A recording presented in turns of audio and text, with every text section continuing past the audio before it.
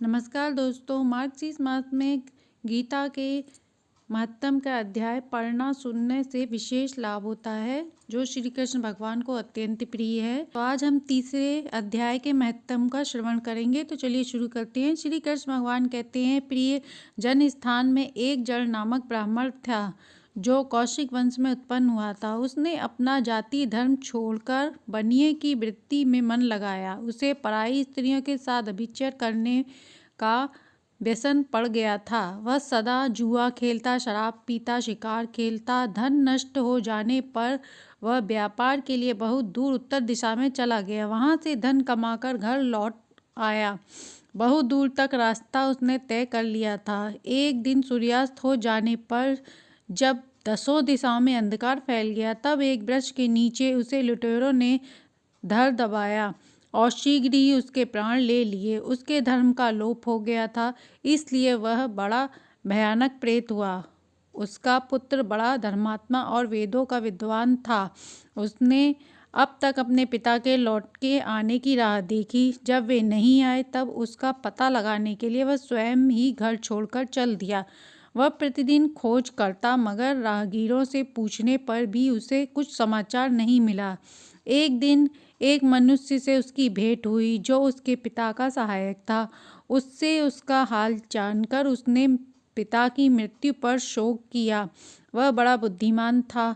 बहुत कुछ सोच विचार पिता का परलौकिक कर्म करने की इच्छा से आवश्यक सामग्री साथ ले उसने काशी जाने का विचार किया। मार्ग में 7-8 मुकाम डालकर वह 9वें दिन उसी वृक्ष के नीचे पहुंचा जहां उसके पिता मरे थे। उस स्थान पर उसने संध्यापासना की, गीता के तीसरे अध्याय का पाठ किया।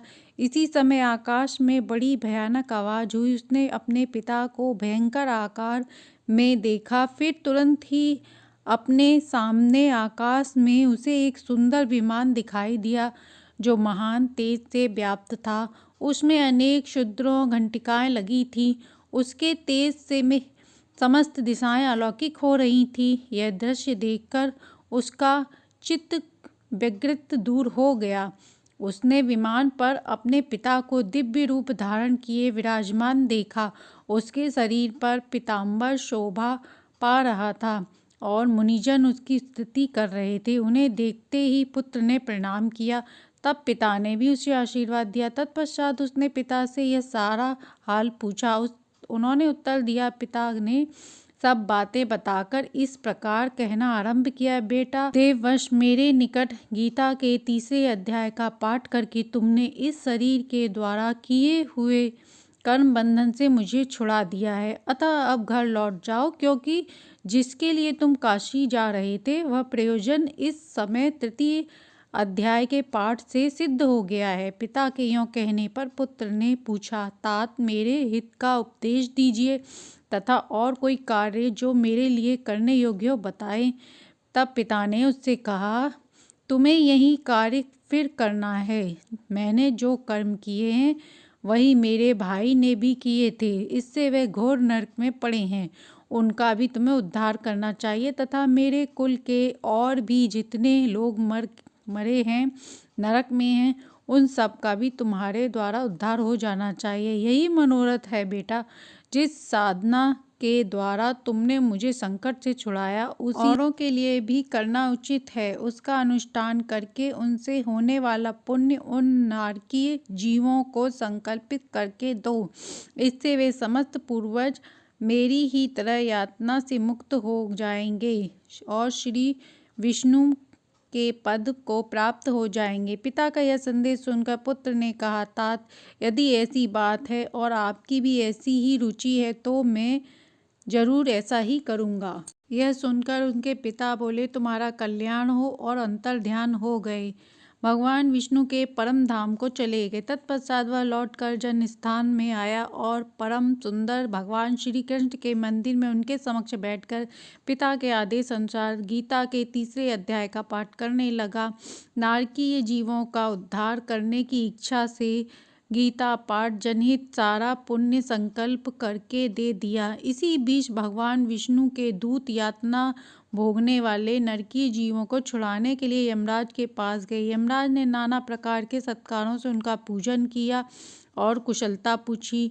वे बोले, धर्मराज, हम लोगों के लिए सब और आनंद ही आनंद है। इस प्रकार सत्कार करके पितृलोक के सम्राट परम बुद्धिमान यमदूत विष्णुदूत में यमलोक में आने का कारण पूछा। तब विष्णुदूतों ने कहा, यमलोक शेष शैया पर शयन करने वाले भगवान विष्णु ने हम लोगों को आपके पास कुछ संदेश देने के लिए भेजा है।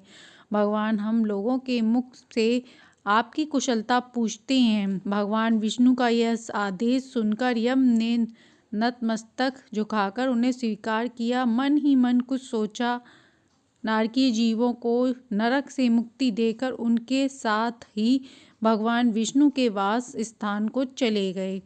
यमराज श्रेष्ठ विमान के द्वारा क्षीर सागर है वहां जा पहुँचे।